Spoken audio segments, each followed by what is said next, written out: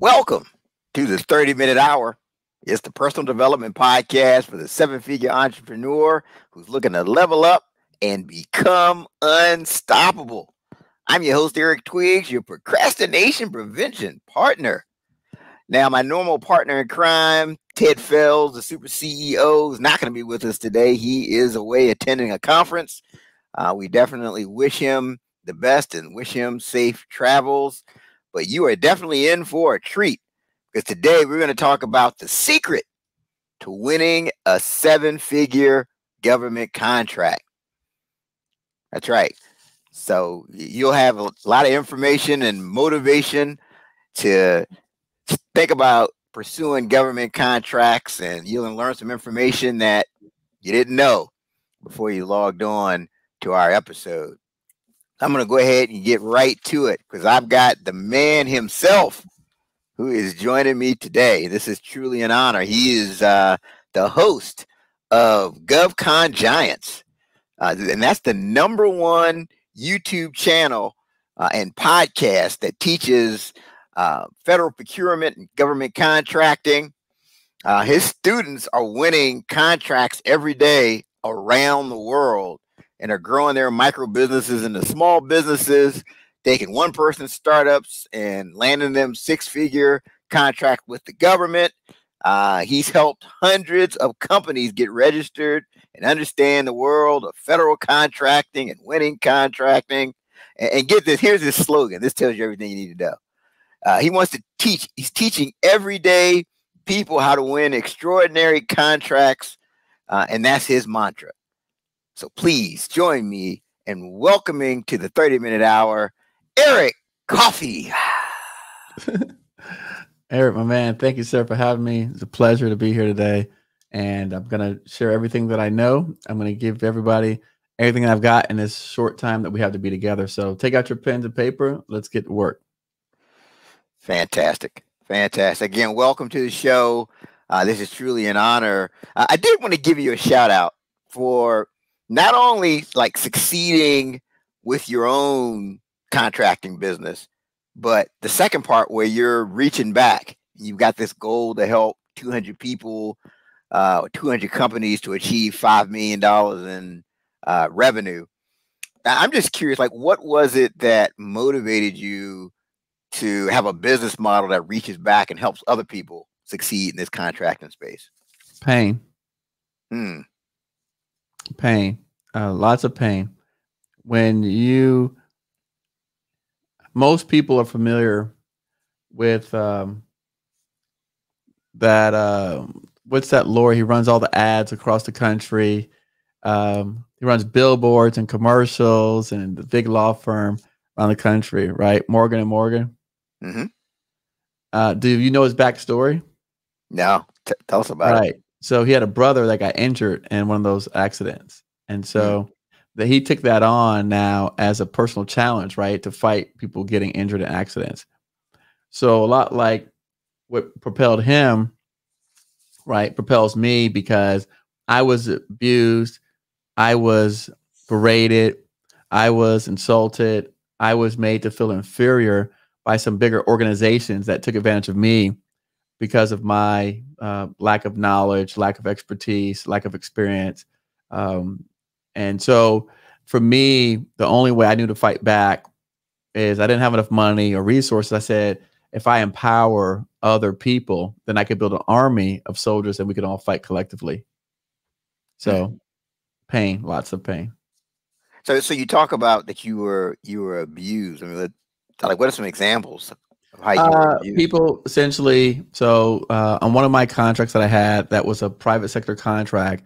The vendor, the contractor, I'm the sub, the prime contractor, they drew up fraudulent charges against me. They made up things. For example, there was a $30,000 piece of equipment stolen off the site. And because they didn't want to file an insurance claim, they charged it back to my account because they said we're the ones responsible, even though it was stolen at night after everyone had left the facility. And we were not responsible for providing security to the facility. These are the kind of things that big companies do to small businesses when you don't have the resources to fight back. That's just one example of what they did. Another example is we had a contract that said that if we were over in the contract, we pay liquidated damages. So the liquidated damages, let's say they're $200 a day. Well, what they did was they, because they give you these big old contracts that you can't read it all. And even if you can read it all, you can't negotiate any of this stuff. They went back and they charged me not just if the liquidated damages, let's say that's $10,000. They went back and charged me back office costs to my project for people that were in another office in another state that were not even tied to the project. So they charged me for executive salaries for CEOs and directors sitting in their corporate offices. They back charged that to my entire project, somewhat like $150,000. So there's things like that these companies put into these agreements that us small businesses, we have no idea until, stuff hits the fan that they're even built into our contracts. And these are the kind of things that they use to take advantage of us. These are the kind of ways that we get bankrupt. Good companies and good people go out of business because of bad people that are using basically corporate greed and capitalism as a shield to talk about doing the right thing. Wow, it's interesting because I've heard you on quite a few podcasts and videos, and I've never heard that story. The true pain behind what got you to this point. So thank you for sharing that. And I think that's good to know, because there are a lot of people that look up to you and they see all your success. They see everything you're doing. They see the people that you've made successful, but they don't necessarily understand the pain, and they may be in pain now themselves.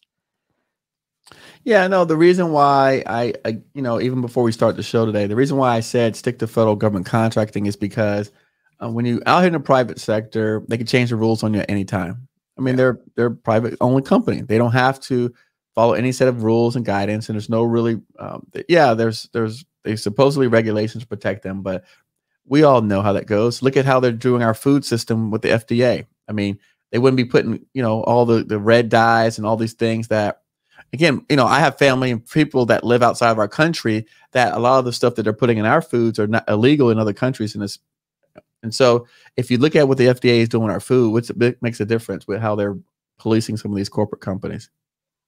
Yeah.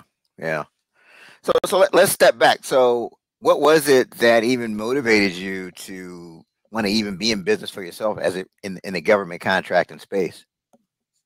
Yeah, no, I wasn't motivated to be in government contract space. I had no options. At the time we were coming out of the 2007, 2008 crisis.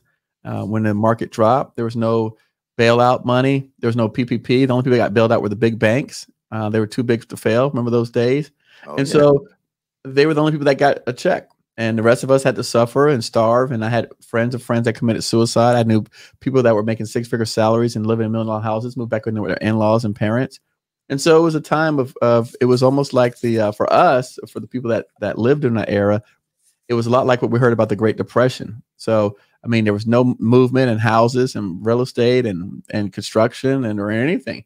And it was a great time of desperation for all of us. And so I was very desperate, like many other people that I knew, colleagues. But I had the good fortune of having friends that had heard about government contracting that could introduce me to government contracting. Even though they couldn't teach me what it was, they could introduce me to the concept and give me some direction which I could learn and study and take it upon myself. So at that time, it was out of sheer desperation that I went to the government, not inspiration or not motivation. That's very interesting. And I think that's inspiring, because again, there's somebody that's watching right now. Their back is up against the wall, and the only way out is through. So I think that provides some encouragement for that person who's watching us. So what if you could go back, knowing what you know now, right? You could go back to that startup version of Eric Coffie. What advice would you give to yourself? I honestly, I like the way that I did it. I don't think I would do it any differently. The only thing, the advice I would give would be, look at an industry where there's a lot of growth, rapid growth, and there's people that are aligned with wanting to grow and scale. And so that would probably be the only thing I would do differently, is maybe pick a different industry, because at the time I was a virgin, I could pick any industry I wanted to, right? So when you're starting out, you can pick whatever industry. You just flip a coin and pick industry. The way that I did it was not when I listen now to podcasts and I listen to billionaires talk and they speak, they're very intentional about the industries they go after, the people they work with, right? So they're always leveling up. I, like many minority people, I picked the people that were closest to me in my circle. Not necessarily the people that had or wanted, they were at where I was trying to get to. So if I had to do it over again, I would look at, okay, what is an industry that is going to be around for a long time, where there's unlimited growth, there's unlimited upside, and that there's a lot of money being invested in, and there's a lot of people that, again, if you can get close to the right people, smart people, you could build long-term relationships with, that has unlimited upside potential. So unfortunately, when I went after it, and again, I mean, it's in a time of desperation, I was just working with, like I said, the person that told me about it was someone close to me. And then they introduced me to another gentleman that was close to them. So really, I didn't like seek out, per se, mentors that were doing these big things that I could essentially aspire to be like. And so the people that I associated myself with were people that I knew, or friends of friends that I knew, right? And so it wasn't strategic. And so that would be one thing that probably I would look at differently, as being more strategic now, which is the way that we operate today. Okay. All right. So what advice do you have for the entrepreneur that's watching us or listening to us to help? Yeah. So, it's interesting. A couple things I have for them is, one, I think the biggest lesson that we all need to learn, and I've been listening, again, I listen to a lot of podcasts, I read books, things like that, is we need to expand our thinking. Limited thinking, limited beliefs, limited opportunities. Everything starts with the mind. So, when we talk about 7-figure contracts, Eric, it's up here. We can't get out of our own way as a people, as disadvantaged people, as minority people, as underserved people, whatever you want to label yourself. First of all, I think the label is already disempowering. It's already taken away who you are, right? Because now you're saying I'm less than. So that's the first thing. I don't write the word minority. You don't see that in any of my descriptions. You don't see that in my talk. I don't say that. I only say it to identify with people who, that's how they identify themselves. But this is not, I don't serve the minority community. I serve the small business community, right? And I always say that we are undiscovered. I learned that term. We're not minorities. We're undiscovered. And when they discover us, they're going to like working with us, because the people that I know, that I associate with, that look like me, are hardworking people. They have jobs. They show up every day. They're on time, right? Those are the values that we need to have. Be surprised, Eric. There's a lot of people out here that are not doing that, and that are serving our government. So you can say, well, Eric, that seems pretty simple. Yeah, it is pretty simple. We just think that something is hard because we don't see a lot of people that look like us doing it. So we think naturally that it must be some sort of obstacle in a way that prevents us from doing it. And so what happens is we don't seek out the information. We don't surround ourselves with people that are doing it. So we don't get a chance to get the taste, right, of, wow, I'm in a room with 50 other people that look like me that are doing this every day. That changes your spirit. It changes your energy. It changes how you feel this, as this is not insurmountable.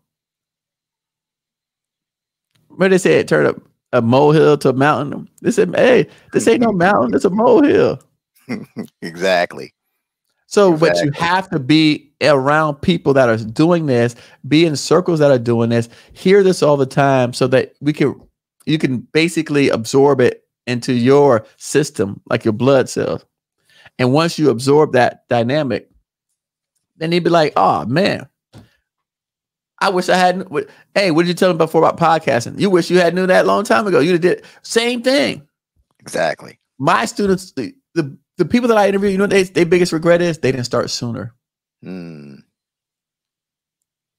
the biggest regret. They didn't start sooner. So for me, that's one of the things that I think we need to start with, right? Is educating ourselves to have a different set of thinking, reprogram our brains to that. Because I'll be honest with you, Eric, when I post content about 7-figure numbers and stuff, people are not interested. If I talk about 10,000 and 15,000, 5,000, our community responds because it just seems so far fetched for them. 7 figures, right? And it's one of the things I always say is that, like, if other people are doing it, it has to be doable. Sure, right? And but but if other people that don't look like you are doing it, then that's where you put your line up and say that's what makes me different. So now I'm showing you other people that are doing it that look like you, that came from the same place that you came from. So I'm trying to help provide, and that's why I started my podcast, so I can feature the people that were not being featured on major platforms and give them a stage. And that's what I've been doing for the last 6 years. Awesome. So why should our followers or listeners even consider getting into government contracting? Well, if you're going to get into business, then business is risky. If you're going to do anything, it's risky. I've seen TikTok videos where people walk out of nail salons and don't pay. Yep. You know, I've seen videos where people, you know, they go work at people's jobs and, you know, you're subject to be harassed, berated, people throwing stuff at you, people doing, you know. So to me, every business that you're going to get into is risky.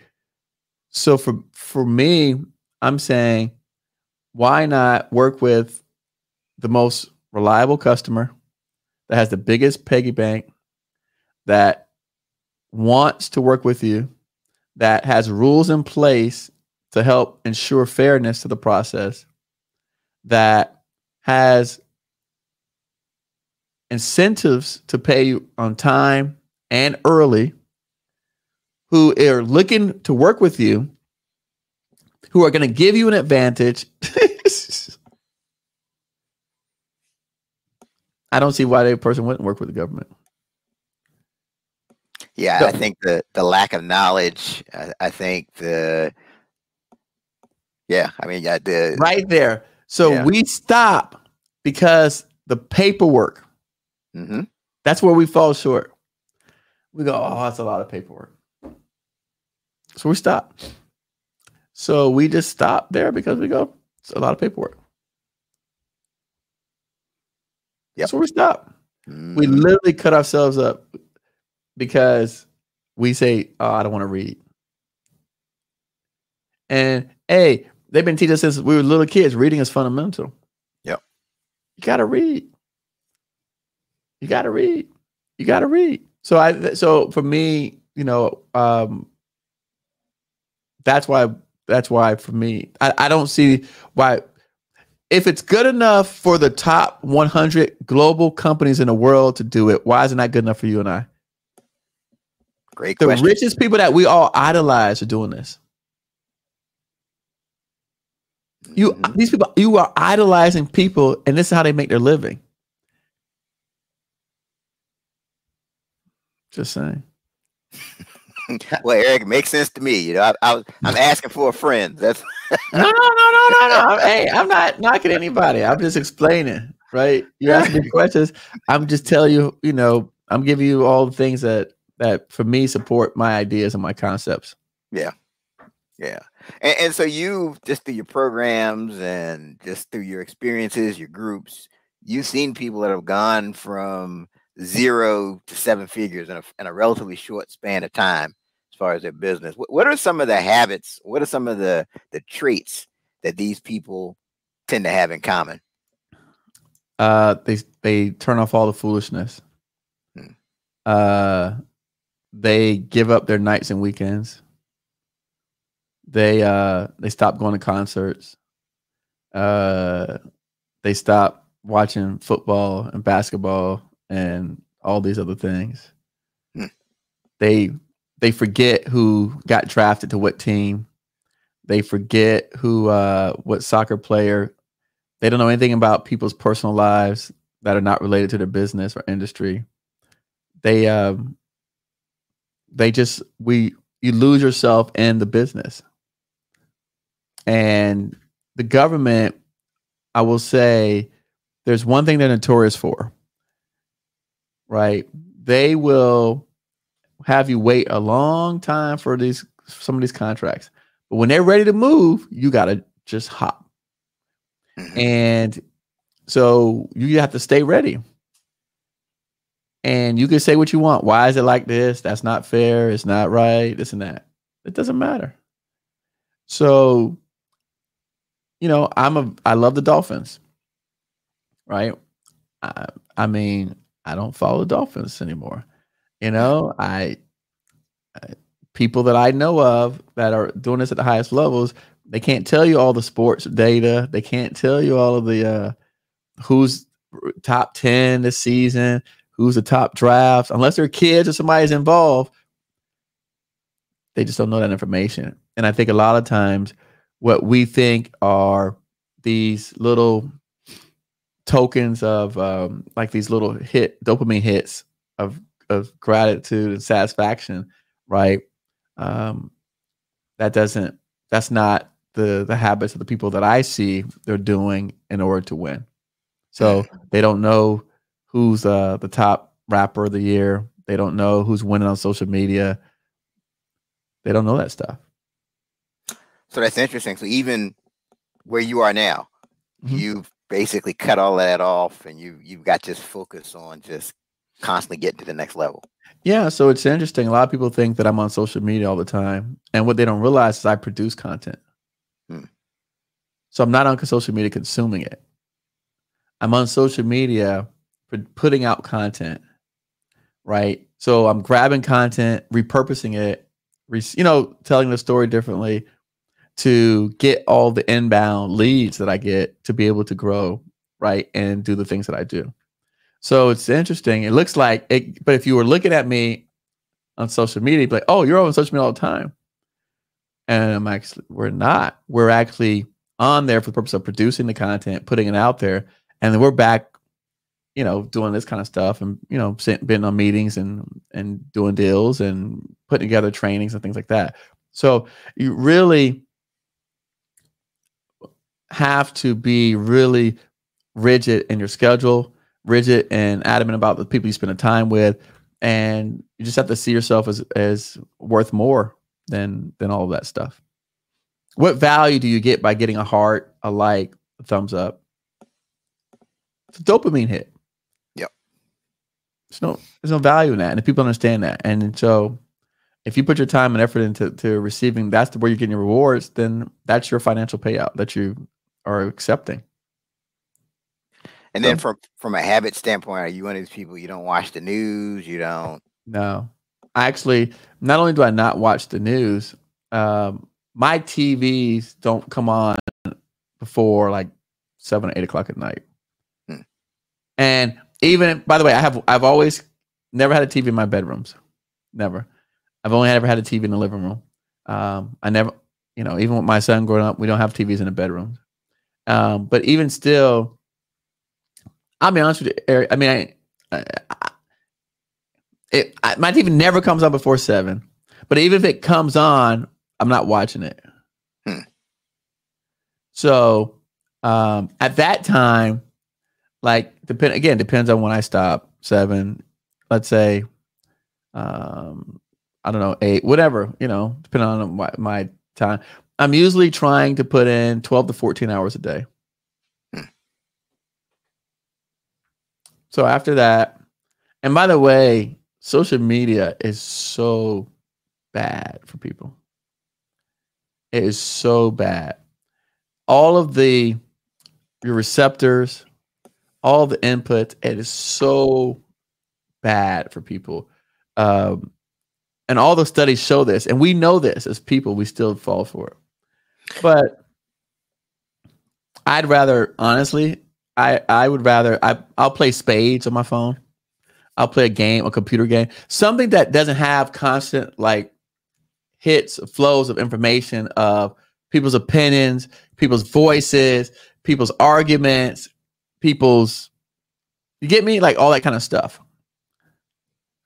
Yeah, you know, it's funny. I saw something with the former CEO of Pinterest. And, you know, he was saying how he knows how they do deliberate things to keep you scrolling. And it's, you know, it's a whole strategy they have. He was saying he knew about the strategy and he was still addicted sometimes. Like he couldn't break it. No. Listen, the only social media, well, is I like TikTok. But again, it's like, it's to the point where it takes away. I believe that you have to have full 100% concentration and thought, right, in whatever it is that you're pursuing. And the moment that some other thoughts input your brain, right, you're out. You're out. Yeah. You know, so the best thing is probably just to go to sleep and wake up and start over again. So depending upon what I'm working on, when I'm in one of those intense moments, I literally will go work and then I'll go to sleep and then I'll wake up and I'll start and work and then I'll sleep, eat, work. I won't do anything. But I'm to the point now where movies make me fall asleep. I can't. They're boring to me. I've lost all interest in it. It's just because it feels unproductive. Yeah. And I'm not saying I'm a robot or anything, not by far. I mean, you know, I have fun. I went to the carnival Sunday. You know, I went to a friend's house and had lunch or dinner. You know, but this is fun for me. The stuff that I do is fun. They said, so once you start making your work your fun or your business, whatever, then it's not work. So then no one can compete with you because then you sound like a maniac. But Eric, this is, to me, what we're doing is very engaging. I'm having a great time. I don't feel like I'm suffering.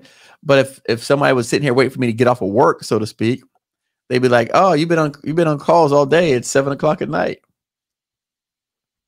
Yeah. You understand? But I don't feel like I'm suffering being here with you and sharing this knowledge and passing along this wisdom to people. The previous call I just had where we talked about my upcoming summit and all the good things that we're doing for small business community. All these things are positive and they're beneficial, and the rewards that I receive from people writing comments on my videos and telling me that this helped them and that they want a contract. All those things, that's where I get my true dopamine from. But no, I did not know about any of the hurricanes that came to South Florida. I was not aware. I'm not aware of any natural disasters unless somebody calls and tells me about it. I just don't know. I have I also have no notifications on. So I don't get any notifications on any of my devices. So you will never hear a phone ring around me. You won't see any red dots popping up on my phones. You won't see stuff coming on the screens. None of that. I blocked anything that I have on any of my devices has news related is blocked, canceled. And I ask my friends and family not to send that to me inside of text messages because I don't want to be part of those groups either. Yep. No, I thank you for sharing that because I do think it's critical to block out the distractions. And it's just amazing. I don't think people realize how much social media and some of these other things become a distraction. So you've got all kinds of success stories, people that you've helped. What's one of your most memorable success stories of someone who's gone from literally nothing to now they're doing very well, 6 figures, 7 figures? I have a student of mine that just won the Inc. 5000 list. She was ranked number 116. When I met her at a conference in South Florida. I think it was 2020. She was working at a job delivering. She's working for Michael Jordan's liquor company, and she would take the liquor and sell it to bars and restaurants. And so she knew all of the bartenders and all the people the people in that scene of business, and she had not officially launched her company yet. Mm-hmm. So wow. So she And got to this level in just the last 4 years. she was ranked 116th on the Inc. 500 list this year. Huh. That is incredible. Mm-hmm. And I also saw on your site you got somebody who I think he's like just out of college that got $1 million deal within the last 8 months. Yeah. Yeah. That actually, yeah, Jalen Ubo. He it's funny, he reached out to me because I didn't even know about his story until he reached out to me. By the way, that he did that was 4 years ago. He's now he's done over 100 million in contracts since that time. But I can't publish that information because those numbers are too big. They scare our community. So the story that I published is a 4-year-old story. That was years ago. Now he's at over 100 million in contracts. But it's interesting because no one wants to hear that part, right? They unfortunately then when I tell them that number, then they no longer identify with him.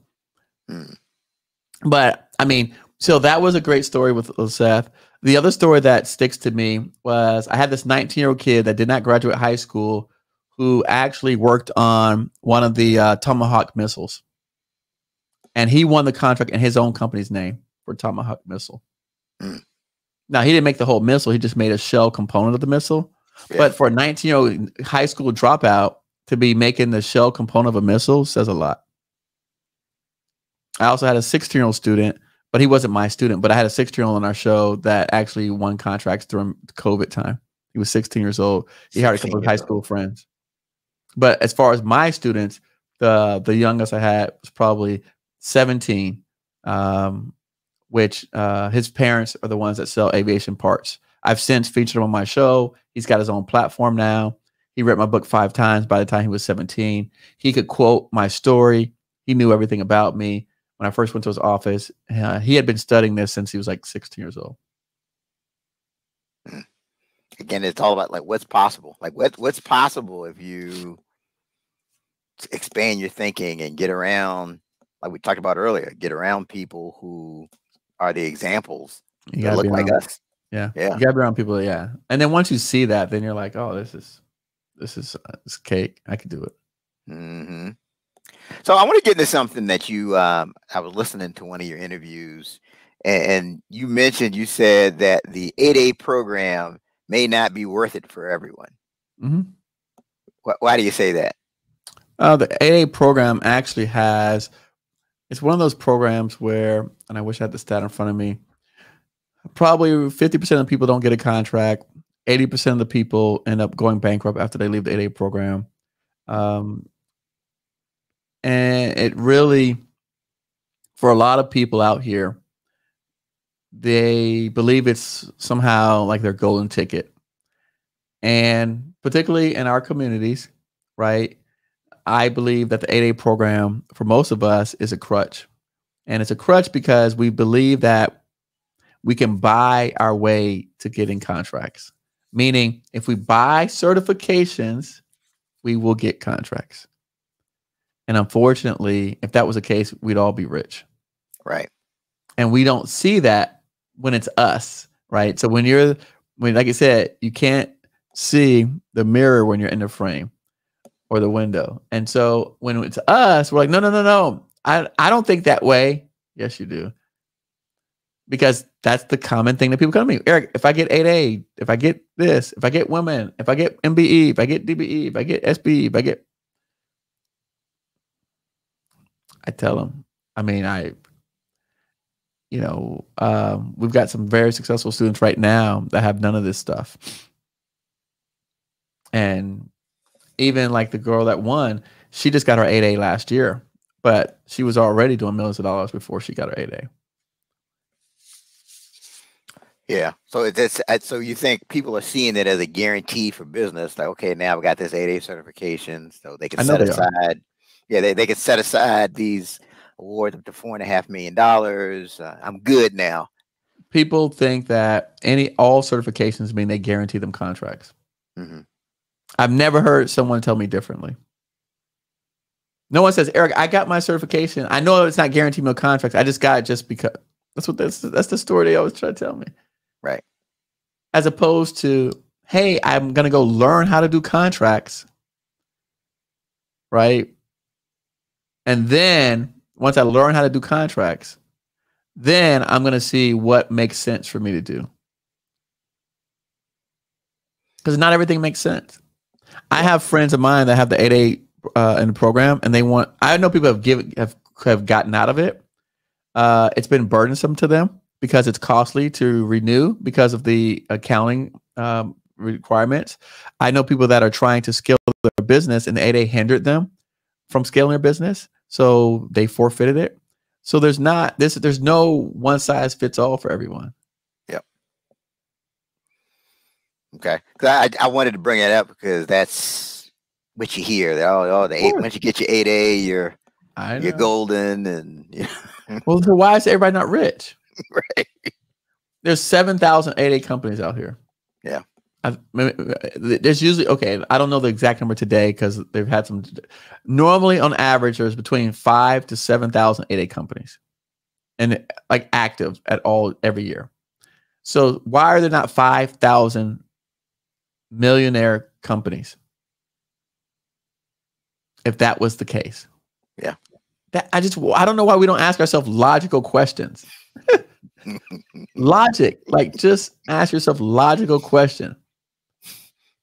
Because that'd be too logical. If it was that easy, why are the all white? Just saying. Okay. All right. So let's talk about Govcon Giants. You're the host. It's the #1 YouTube channel on the topic of procurement and government contracting. So what can people expect when they tune in? For me, so again, my idea is this.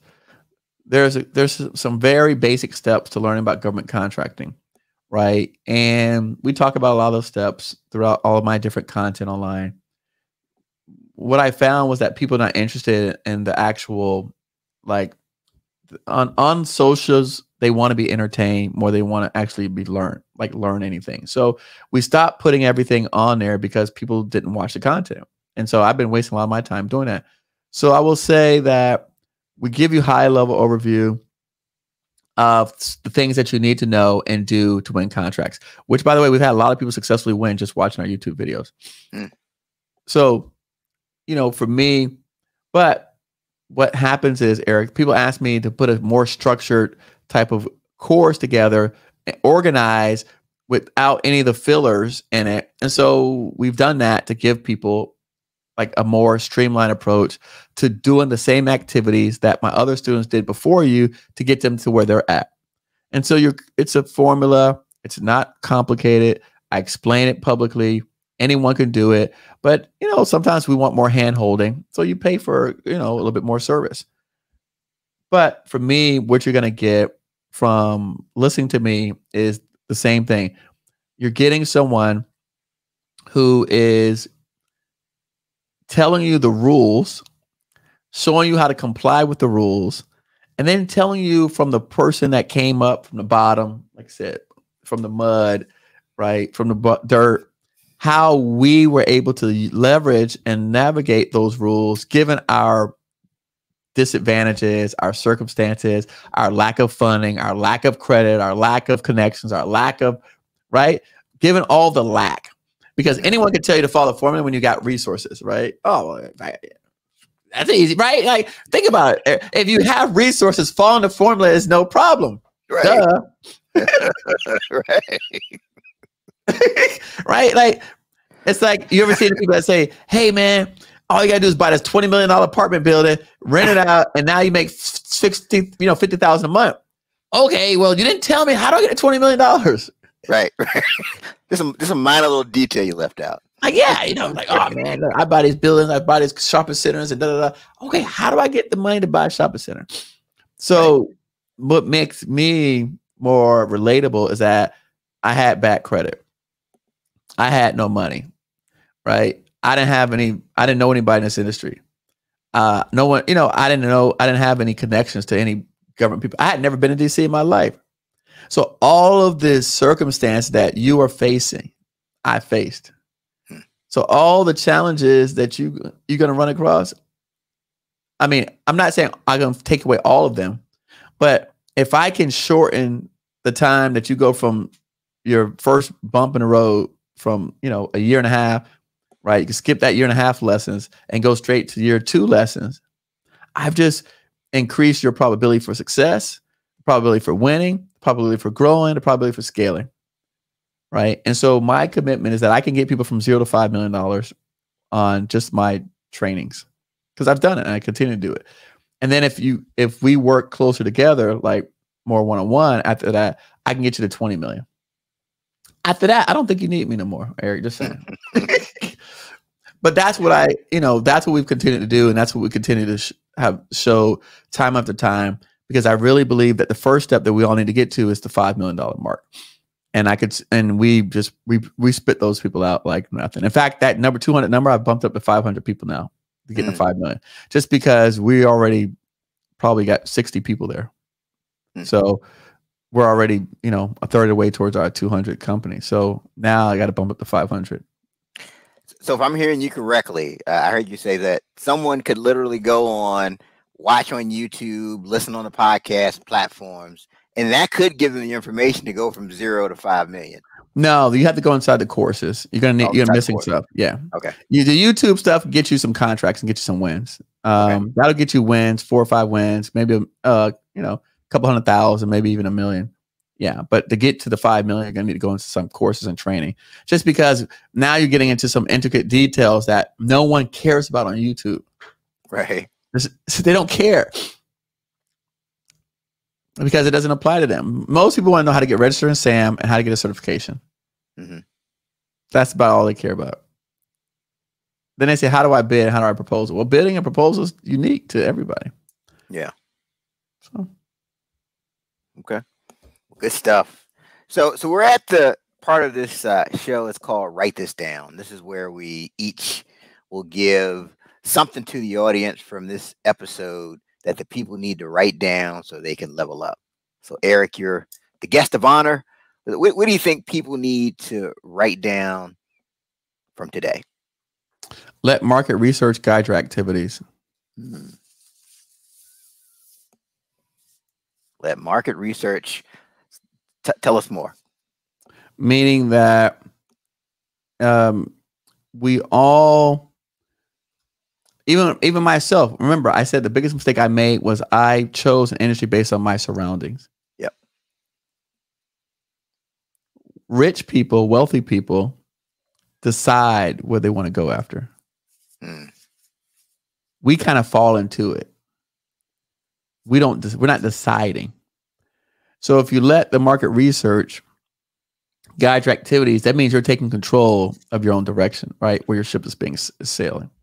Mm-hmm. And when you do that, right now, because I firmly believe any one of us, whatever we decide we want to do, we can be successful at it, because we're gonna tune out all the other stuff.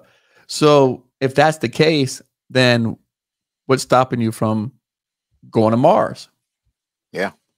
So I say, let the market research guide your activities, because if you decide, hey, look, I'm going to go and start doing space contracts. Cool. Now let's dive in and see what does that look like and where you can break into the space marketplace. And then we go full force on that, on space. If you decide, hey, I want to sell product contracts. Okay. What type of products? What type of industries is there an opportunity for you to break in through those products, right? What type of space? What does that look like? You're like, well, Eric, I don't know. I don't know anything about products. Okay, cool. Market research. What do we do? Eric, where do we start market research? How about this? Let's look on DLA. What products do we see on there where the government's buying all the time? Maybe there's one bidder. Maybe there's two bidders. We don't do that type of investigative work. We just say, I want to sell products. Let me go see what's for bid. Am I right? if I'm lying, listen, if I'm lying flat, I mean that's what we do, right? Like, oh, let me just go see what's the bid. We could have took another week or two and say, let's look at all the bids. Yep. See what people are bidding. See where they're not bidding. See where there's some opportunity. Okay, I see all this medical stuff here. It's the same company keep winning it. This U-line. Okay, let me look at that and see maybe there's something there for me. Does that make sense? That makes total sense. You know, so we don't do that.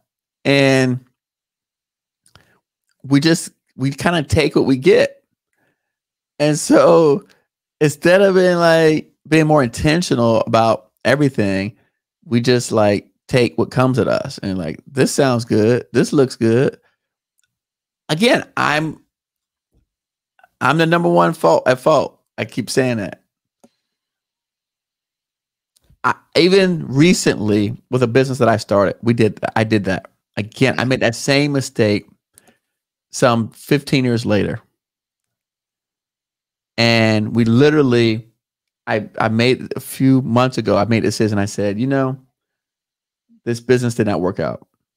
And I said, I didn't do my damn market research. And I said, I chose it because I knew it, not because it was the best thing for me. Soon as I went back to the drawing board and said, let me look at what makes sense given who I am, my circumstances, all the things I have, all the things I've built up. We changed directions. And let me tell you something, Eric. Instantly when we change directions based on our market research, we've been having overwhelming success. So much so that we are now working with some of the largest companies in the country. And before, I thought we were successful working with some of the bigger companies in just our industry. Now we're working with the biggest companies in the United States of America on potential deals. So it's showing me that even myself, I didn't even look at it and say, what am I at, right, in my current journey?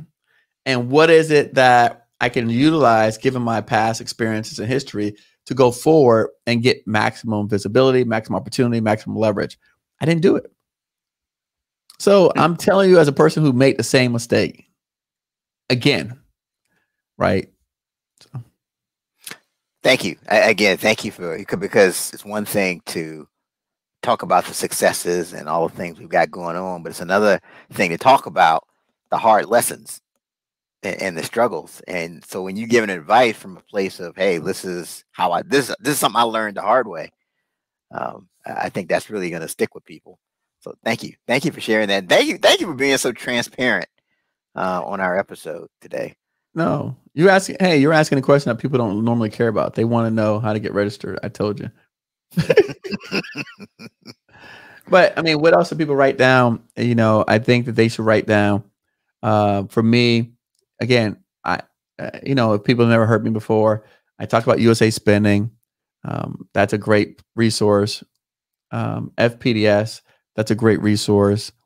DSBS profile, these are all great resources. Again, basic stuff, but for the community that listens to me, we don't use these tools. And so when I post about the top 5 certifications, it gets 500 shares. When I post about market research tools, it gets no shares. Interesting. And so the certifications don't actually win you the contracts. The research tools win you the contracts, but we don't know that. So it's not for a lack of information that we're struggling. It's for the fact of what to do with what information and how to utilize it is what we struggle. Totally agree. Great point. So my piece for this, write this down, is that you just have to expand what's possible, right? And it goes back to what we said earlier. I think a lot of people struggle with limited thinking, and a lot of people that I've worked with that feel like they've got this disadvantage that's really keeping them from moving forward, right? For example, like you think, if I didn't have these 2 kids, well, there's somebody who's got 3 kids and they don't have any support. and they're killing it, right? So it's like that's one thing I've seen. That's why it's powerful to do what we talked about earlier, is to find examples of people that look like you, people who've had, you think, oh, because I'm African American, I've got a glass ceiling. There are people who are African American who are getting millions and millions of dollar contracts, and so you have to expand what's possible and find people that are the examples of what you aspire to. Write that down. All right. Good stuff. So Eric, thank you. This has been a fantastic episode. I think this would be a good time to talk about the summit that you've got coming up. Why don't you tell our listeners and followers about that? Yeah. I've been making content online now for 7 years, and it's interesting that I speak at a lot of events, but I'm never given like the main stage on these platforms. I'm given very small roles off to the sides. And what's interesting about federal contracting is a lot of times when we look at the people who are actually in the positions that are handling contracts and managing contracts and go to DC, they look like us. And what's more interesting is that if you're not in that circle, you don't see this. So you're thinking like, wait a second. This is a relationship business, a relationship game. We're leaving ourselves out by not participating. The people that are in there that are in charge look like me. What is my problem? And so I go to the rooms and I just don't see a lot of representation. And I think I know what it is. It's because when you look at the success stories, you don't see a lot of representation. When you look at Congress, you look at the election, you look at our history with government, police, and all this stuff, all of these things add to the reason why we say, nah, man, I don't want to do that. And that's on the personal side with the people. Now, when I talk to the government folks, they complain that they can't find enough small businesses.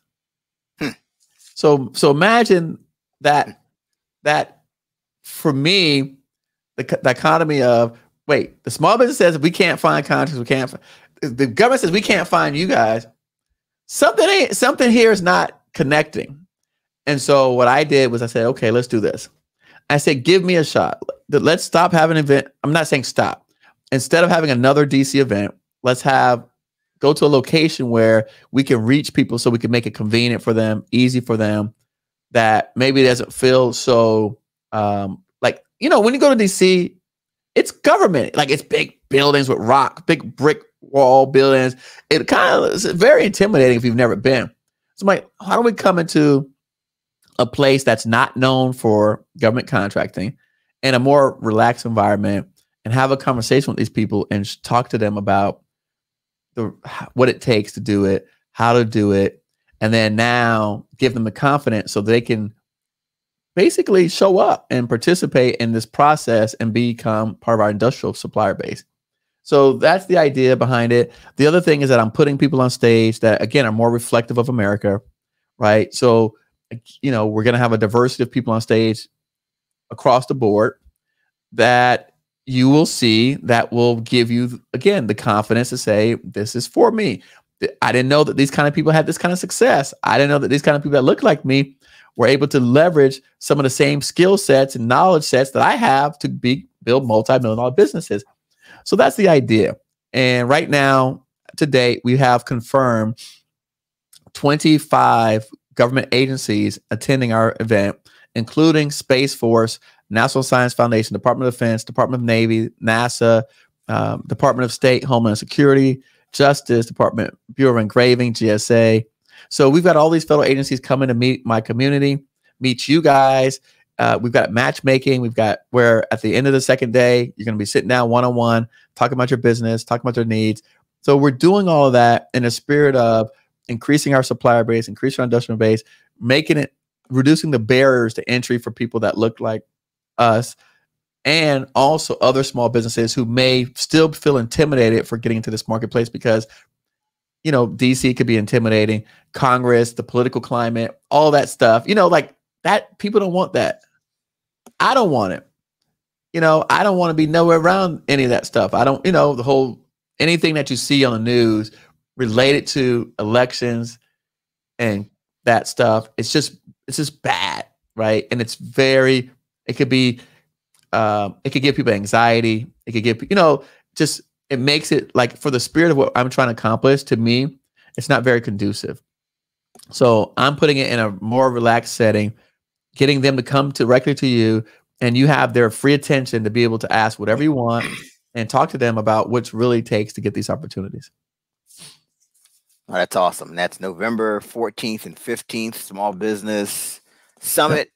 Yep. Please, definitely share a link with me that I can share with my followers, and we'll get the word out. And so if people just want to connect with you, just to have access to your content and get to that $5 million and beyond level, what's the best way for them to do that? Yeah. So again, my name is Eric Coffie. You can Google me. You can go to my YouTube platform. I'm on all the socials, IG, TikTok, you name it. LinkedIn is my biggest platform.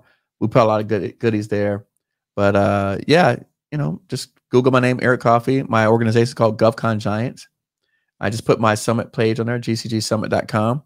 And so, you can find me everywhere: Spotify, Apple, iTunes, podcasts. I hope to see you guys in Miami. If not, we'll be doing more events coming up. And I hope that you guys really make the decision internally to support our government, because they need you. It's not just a money-making thing, but the government really does need a diversity of people coming into them, helping support them, because the current people that we have in there are taking advantage of the system.